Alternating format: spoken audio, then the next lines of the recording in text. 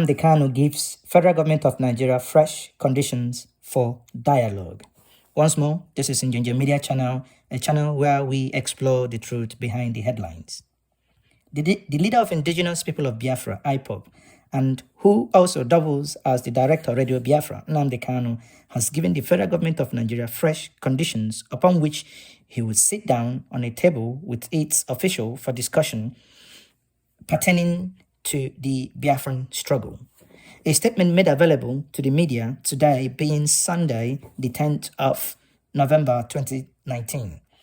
IPOB Publicity Secretary Emma Powerful quoted Nnamdi Kanu as saying that he was ready for dialogue if Nigerian government would and is willing to talk honestly and consider a referendum on self-determination for Biafran struggle.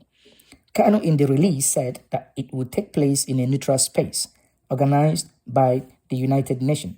Okay, that means there are three conditions. Condition number one, that if Nigerian government is going to be honest enough to engage in that conversation. Now, Njenje Media will add, we hope, if at all that conversation happens, it's not going to be like the Aburi Accord. Condition number two means that they're going to meet on a neutral space, just like Aburi Accord that was done in Ghana. So this one is going to happen on a neutral place that is likely to be outside Nigeria. Condition number three is that the United Nations are the ones to do the, that's going to conduct that meeting. The statement further reads, even now, if a Nigerian government was willing to talk honestly and openly about our demands and to consider a referendum on self-determination for the Biafran people in a neutral space provided by the United Nations, I would be there at the table, Nnamdi Kanu said.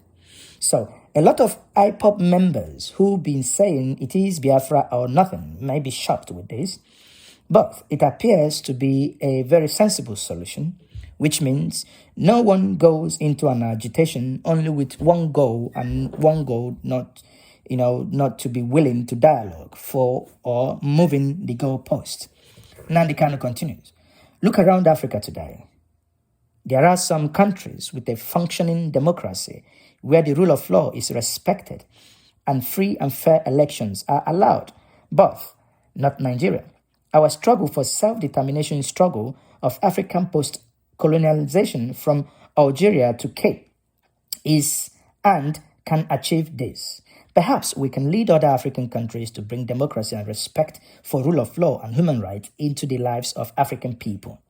The IPOB leader, Mazi Nnamdi Kanu, said his demand for a neutral place for a dialogue was predicated on the invasion of his home in Umuahia, Afaruku, in 2017 by the Nigerian military authorities, who said that they came to kill him, not to arrest him, saying with such, his safety was not guaranteed anywhere in Nigeria. We at Njenje Media would actually agree with Mazi Nnamdi Kanu here as well, because if the Nigerian government wanted to arrest Nnamdi Kanu or wanted to revoke the bail conditions of Nnamdi Kanu, it is and remains the duties of the Nigerian police. Njenje Media insists that it is only the Nigerian police that could have gone to Afaruku to effect an arrest or to enforce if the bail conditions were revoked. Only the police had the right to go and enforce such, not the army,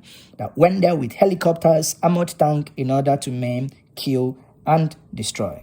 Nnamdi Kanu continues that the men, that means the soldiers who came to my family home in September 2017, came to kill me. I do not doubt this. If they wanted to arrest me or question me, they would have sent the police or agent of DSS. They sent soldiers trained to kill.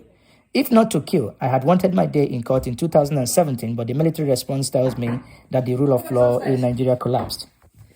Decrying the invasion further, Kanu said that the attack took toll on my parents. My mother suffered heart complications as a result of the trauma and stressed that the Nigerian invasion of my house, she became very ill and died earlier this year. It would not be an overstatement to say that the primary cause of my mother's death was Operation Python Dance 2, which the Nigerian army also calls Operation Egweke. We at Njenje Media would add, how does the army conduct what they call Operation Python Dance? Does the python dance? When the python dance, do you know what it does to its prey? The rest is left for you to discern. Nnamdi Kanu continues, I have lost a mother. My father, a strong man, a chief among Biafrans, who has lost his life companion, sadly, would have watched his health decline since the attack on our home and my mother's death. I mourn my mother. I mourn my entire Biafran family, members who had given their lives to protect me. Nnamdi Kanu concludes.